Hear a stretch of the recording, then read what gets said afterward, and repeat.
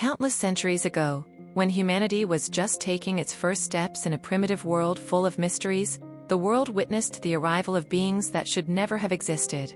They emerged from nowhere, as if they were the result of a dark and forgotten dream, imposing and enigmatic, bearers of an uncertain destiny that would sow chaos in the hearts of those who contemplated them. For some, they were the incarnation of evil, creatures that had come to devastate everything good and pure that the world had managed to build.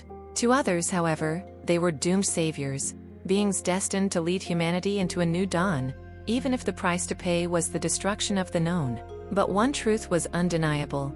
Their presence ushered in an era of shadows and destruction, a period when the rules of reality seemed to vanish and fear became the only common language.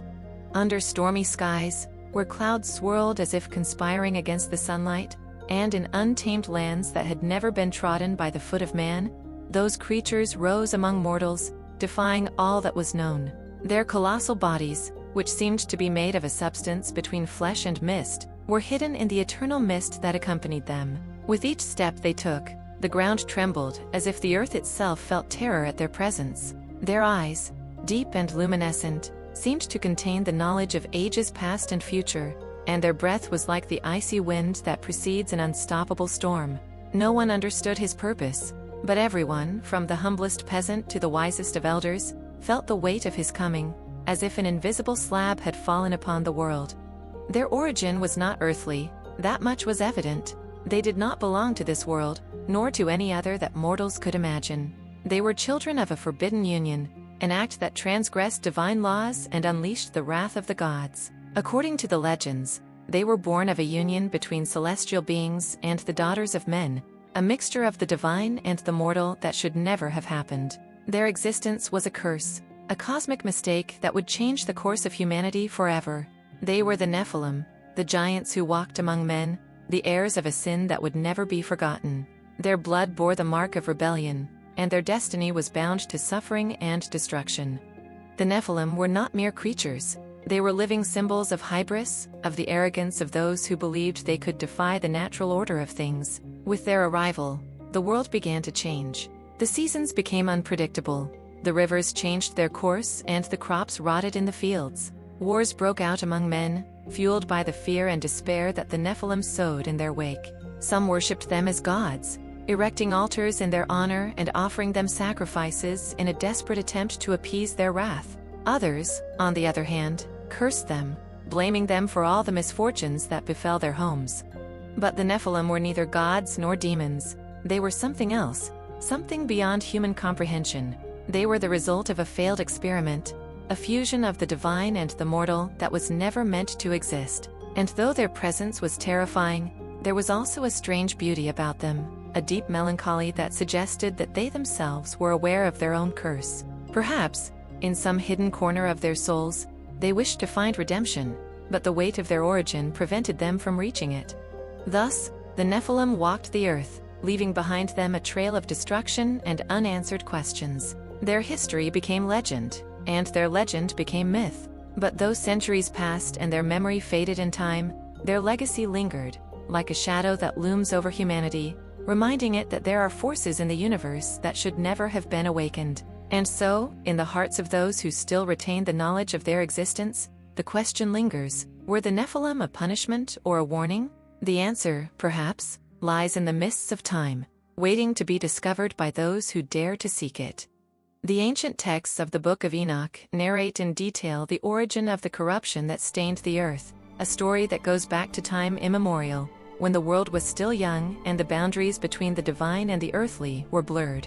Enoch, a wise and just man, was chosen by higher forces to receive divine visions that revealed not only the destiny of mankind, but also the judgment that awaited the wicked. His life, marked by purity and devotion, made him a channel for messages that transcended human understanding, and his account became an eternal testimony to the struggle between light and darkness.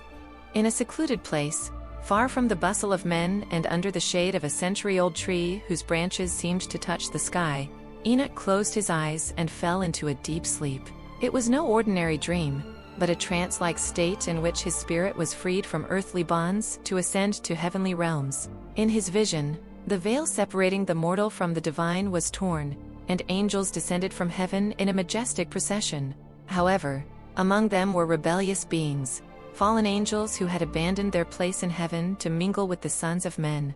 From this forbidden union were born the giants, colossal creatures that roamed the earth sowing chaos and destruction. Enoch watched as evil spread like an unstoppable stain, corrupting everything in its path. Amidst fleeting images and prophetic words that echoed in his mind like distant thunder, Enoch heard the divine sentence: a relentless flood would sweep away everything in its path, wiping the wicked and their works from the face of the earth. However, not all was darkness in his vision. The righteous, those who had kept their faith and integrity, would find peace and be protected in the midst of the chaos. But the wicked, those who had given their souls to corruption, would suffer an endless curse, doomed to wander in desolation for all eternity. It was a message of warning and hope, a reminder that the actions of men had consequences that transcended their earthly existence. Upon awakening, Enoch felt the weight of his mission. He was not just a messenger, he was a beacon in the midst of darkness, a guide to those who could still be saved. He rose with determination and walked among his people, sharing the visions he had received. His words were clear and full of authority, but not all were willing to listen. Many looked at him skeptically, mocking his warnings and labeling him a madman. Others, however, felt a shiver run down their spines as they listened to his words, and began to doubt their own destiny. Were they part of the righteous who would be saved, or were they among the wicked destined for destruction? Among those who listened attentively was Noah, a righteous and God-fearing man. With a firm voice full of conviction, Noah reaffirmed the words of Enoch, reminding all that only those who embraced humility and wisdom would find salvation. It was not enough to hear the message. It was necessary to act, to change hearts and turn away from the corruption that had infected the world. The words of Enoch and Noah echoed through time, a call to reflection and repentance that, although not heard by all, remained engraved in the memory of humanity as a reminder that today's decisions shape tomorrow. Thus, Enoch's story became an eternal legacy, a testimony that even in the darkest of times, there is hope for those who choose the path of righteousness. His vision not only foretold the flood, but also made it clear that humanity has the power to decide its destiny, provided it is willing to listen to the voice of wisdom and act with integrity. From the heavens, God had appointed the watchers, angels charged with observing the earth and watching over the fulfillment of the divine laws. These celestial beings, endowed with infinite wisdom and immense power, had been created to serve as silent guardians, witnesses to the future of humanity. From on high, they watched over the men and women who inhabited the world, invisible and distant, like shadows gliding through the clouds. Their mission was clear: to watch, but not to interfere. However, not everyone was content with their role. Among them, some began to feel a growing restlessness, a curiosity that led them to question their place in the celestial order. Symphony, the leader of the Watchers, was the first to succumb to temptation. From his watchtower in the heavens, he gazed upon the daughters of men, fascinated by their beauty and fragility. Those mortal creatures, so different from the angels, awakened in him a forbidden desire that burned within him like a flame that could not be extinguished. Soon, that temptation spread among his brothers, who, influenced by Symphony's words, began to question their purpose. Why should they limit themselves to observing from a distance, when they could experience the passions and pleasures of earthly life? Why limit ourselves to watching? Symphony asked in a secret meeting, his voice firm but seductive. Let us go down and take wives among the humans. We will beget children with them and leave our mark on the earth. We will be like gods to them, and our offspring will be powerful. His words resonated in the hearts of many of the Watchers, but not all were willing to take the step. Some hesitated, fearful of the divine punishment that might befall them if they defied God's orders. However, Symphony, with his charisma and determination, convinced them one by one. He spoke to them of the glory they would attain, of the freedom they would feel as they freed themselves from heavenly restrictions. And so, little by little, the resistance of the most wary faded. Gathered at the summit of Mount Hermon, a sacred and mysterious place, the Watchers sealed an unbreakable oath. With solemn words and ancient rituals, they promised that none would turn back, that they would remain united in their decision, no matter the consequences. That pact, sealed under the starry sky, marked a point of no return. And so, with their wills united, They descended in groups to earth, abandoning their place in the heavens and defying the divine order. Their arrival did not go unnoticed. The humans, astonished and terrified, watched as those beings of majestic and superhuman appearance mingled among them. The Watchers took wives among the daughters of men, and from these forbidden unions were born the Nephilim, giants of enormous strength and hearts full of ambition. These beings, half angels, half human, became a destructive force that sowed chaos on earth. Their presence upset the natural balance, and evil spread like a plague. But the Watchman's challenge did not go unanswered. From the heavens, God watched in sadness and fury how his angels had betrayed his trust. The oath on Mount Hermon marked not only the beginning of a forbidden era, but also the prelude to a judgment that would change the course of history. The Watchmen, who had been created to protect, became the architects of their own downfall, and their legacy was etched in the memory of mankind as an eternal warning about the dangers of ambition and disobedience. Angels descended from the heavens, breaking the veil that separated the divine from the earthly, and took wives among the daughters of men. It was not just an act of physical union, it was an exchange of power and knowledge that altered the course of humanity. The angels, possessors of heavenly wisdom, shared with the women secrets that should never have been revealed. They taught them to interpret dreams, to read the hidden signs in the stars, and to manipulate the forces of nature. They also passed on to them the dark arts, practices that defied divine laws and granted power unthinkable to mortals. With each secret revealed, the women became disciples of the occult, acquiring skills that made them fearsome and respected beings. "What else can you teach me?" whispered a woman, fascinated by the presence of Semeusa, the leader of the fallen angels. Her eyes sparkled with a mixture of curiosity and ambition, eager to discover the mysteries he held. He smiled slyly, knowing that every word he spoke was a step closer to the corruption of her soul. "The secrets of the heavens," he replied in a soft voice, "but remember, all knowledge has its price." And so, the women entered a path of no return, learning to master forces that connected them with the divine and the infernal. But this exchange was not free. With each teaching, the angels demanded loyalty and obedience, binding the women to a covenant that would make them instruments of their will. In time, the women gave birth to colossal creatures, the fruit of their union with the angels. They were the Nephilim, gigantic beings born with colossal strength and insatiable voracity. From their first breath, these beings proved to be a threat to everything around them. They ravaged entire fields, devoured beasts, and spread chaos in their wake. Their presence was so overwhelming that the earth itself seemed to tremble beneath their feet. The humans, who had once seen the angels as beings of light and hope, now blamed them for bringing destruction to their world. Desperate, the humans lifted their prayers to heaven, crying out for help. "God, hear us, save us from these beasts," they cried, with tears in their eyes and despair in their hearts. But the answer did not come. The sky remained silent, as if watching from a distance, waiting for the right moment to act. Meanwhile, horror was spreading across the land. The Nephilim were not only destroying everything in their path, but also sowing fear in the hearts of men. Cities were left desolate, crops were lost, and families were separated in a desperate attempt to escape the fury of those giants. However, the real terror was just beginning. The Nephilim were not mere destroyers.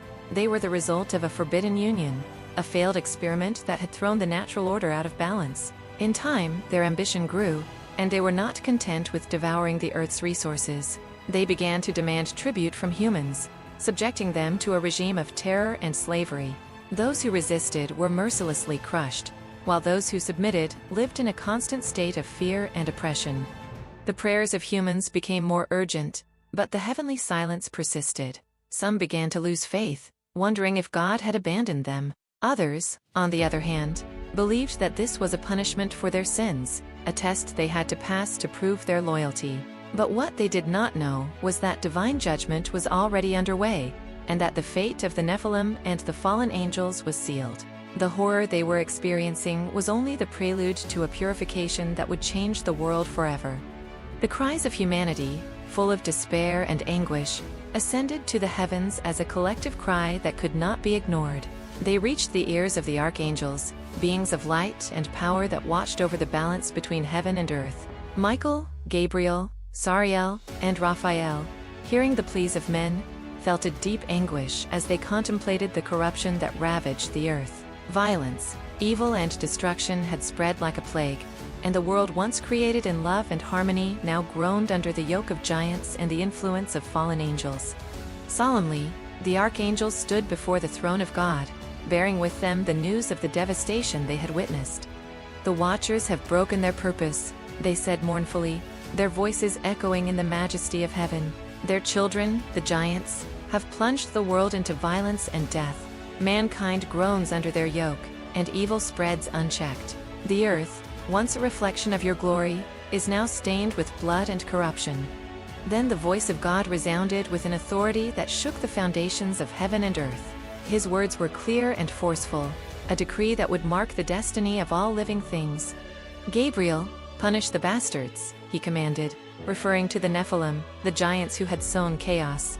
"Raphael, purify the earth. Michael, put the Watchers in chains. And Noah, he will be saved, for the flood is coming."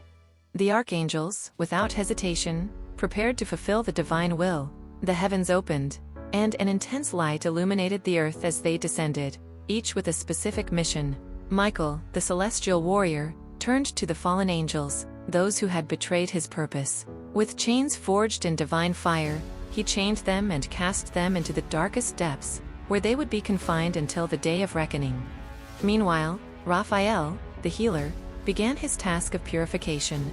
With his touch, the wounds of the earth began to close, and nature, which had been devastated by the violence of the giants, began to heal. However, this purification would not be complete without a final act, the deluge that would wipe evil from the face of the earth. Meanwhile, Uriel, the archangel of wisdom and light, appeared before Noah, a just and righteous man who had found favor in God's sight. In a serene voice but full of urgency, Uriel warned him. "Build an ark," he told him, "for the waters will cover the earth. Only you and your family will survive. Gather pairs of every species and be ready, for God's judgment is coming." Noah, though overwhelmed by the magnitude of the task, did not hesitate. With unwavering faith, he began to build the ark, following the instructions God had given him. As he worked, the wicked watched him with disbelief and derision. They laughed at him, calling him a madman for building a ship on dry land. But Noah, firm in his conviction, continued his work, knowing that the flood was inevitable and that only those inside the ark would have a chance to survive. And so, as the archangels executed the divine will and Noah built the ark, the world inexorably approached its destiny. The waters began to gather in the heavens, and an ominous silence fell over the earth, as if nature itself knew that something monumental was about to happen. The flood was approaching, and with it, the end of one era and the beginning of another. The waters fell mercilessly from the sky, as if the firmament itself had opened to release all its accumulated fury. Endless torrents of rain flooded the earth, covering it in a relentless blanket that did not distinguish between the righteous and the wicked. Mountains that once rose proudly toward the heavens disappeared beneath the waters, and valleys that harbored life and prosperity drowned in the depths. Every living thing that did not find refuge in Noah's ark met its end, swept away by the unstoppable force of the flood. The giants, those colossal beings that once terrorized mankind with their unbridled strength and insatiable appetite, struggled in vain against the fury of the waters. Their mighty bodies, once awe-inspiring, were unable to resist the divine power. One by one, they were swallowed by the depths, their cries of rage and despair drowned out by the roar of the flood. The fallen angels, those who had defied the heavenly laws and corrupted the earth, also did not escape divine judgment. Chained and stripped of their power, they were dragged into the abyss, where the dark and turbulent waters enveloped them in an eternal embrace. Their betrayal had condemned them to a fate of darkness and desolation, far from the light that had once sheltered them. The flood was not only a punishment for humanity, but also a purification that restored balance to the world, erasing the traces of corruption that the Watchers and their descendants had sown. Only Noah and his family, sheltered in the ark he had built with faith and obedience, survived the catastrophe. Inside that boat, they carried with them the last hope of humanity, the seed of a new beginning. With them traveled pairs of every animal species, preserving life in all its forms. As the waters covered the earth, the ark floated as a symbol of redemption, a promise that even in the midst of destruction, there is always room for hope and renewal. However, Although the flood eradicated the Nephilim and purified the earth of their corrupting influence, their legacy did not entirely vanish. Throughout the centuries, tales and legends persisted that spoke of colossal beings walking among men. Mythical figures such as Hercules, the hero of superhuman strength, and Perseus, the monster hunter, were singled out as heirs to the blood of giants. These stories, passed down from generation to generation, suggest that the shadow of the fallen was never completely extinguished. In remote corners of the world, some descendants of the Nephilim were said to have managed to survive, hiding in the depths of impenetrable forests or on inaccessible mountain peaks. Their traces, although diffuse, were still present in the myths and in the collective imagination of the peoples. Even in more recent times, some have interpreted certain unexplained phenomena or sightings of gigantic creatures as echoes of that forbidden era. Thus, the legacy of the Nephilim remained alive, not as a physical presence, but as a shadow lurking at the boundaries of reality and fiction. Their story serves as a reminder that the actions of the past, however distant they may seem, have consequences that resonate through time. And while the flood marked the end of an era, it also left an open question: did the giants really disappear, or is their influence still latent, waiting for the right moment to resurface? The answer, perhaps, lies in the mysteries that the earth still holds, in those places where history and myth intertwine. The Nephilim, the fruit of lust and rebellion, were punished by God with a severity that marked the end of their ephemeral and devastating existence. Those giants, born of the forbidden union between the fallen angels and the daughters of men, had sown chaos and destruction on earth, corrupting everything they touched. However, their power was not enough to resist the divine judgment. Their fate was sealed under the waters of the flood, which swept away their presence and plunged them into the depths of oblivion. But, although their bodies disappeared, their story was never lost. Through myths, legends and stories passed down from generation to generation, the memory of the Nephilim persisted, becoming an eternal testimony of the fall of those who dared to defy the divine order. The earth, once plunged in darkness and violence, was bathed in the heavenly light that followed the flood. With the purification of the waters, peace returned to a world that had been ravaged by wickedness. The fallen angels, those who had betrayed their purpose and corrupted creation, were chained in the depths of the abyss, where they awaited their eternal punishment. Their rebellion had ended in defeat, and their fate served as a warning to all those who might be tempted to follow in their footsteps. Humanity, though decimated, moved forward with a lesson engraved in its spirit. Defying God's laws carries an inescapable price, and arrogance leads only to destruction. Yet even in the midst of the harshest judgment, redemption triumphed. Noah and his family, the only survivors of the flood, became witnesses to a new dawn. They, chosen for their righteousness and faith, carried with them the hope of a renewed world. Inside the ark, not only human beings were sheltered, but also pairs of every animal species, symbols of the diversity and richness of creation. The ark, which had floated on an infinite ocean for 40 days and 40 nights, became a refuge of life in the midst of death, a reminder that even in the darkest moments, light can prevail. When the waters finally receded and the ark found dry land, Noah and his family emerged into a transformed world. The sky, once covered by storm clouds, was now clear, and a brilliant rainbow stretched over the horizon like a divine promise. The storm had passed, and with it, an era of corruption and evil was extinguished forever. Justice had prevailed, and humanity had before it the opportunity to begin anew, to build a future based on humility, obedience, and respect for divine laws. Thus, the story of the Nephilim and the flood became an eternal legacy, a narrative that transcended time and space to remind future generations that actions have consequences, and that arrogance and disobedience only lead to ruin. But it is also a story of hope, teaching us that even in the midst of destruction, there is always room for redemption and a new beginning. Noah's Ark, floating on the waters, stands as a symbol of that hope, a reminder that, after the storm, there is always calm, and that light can emerge even from the deepest darkness.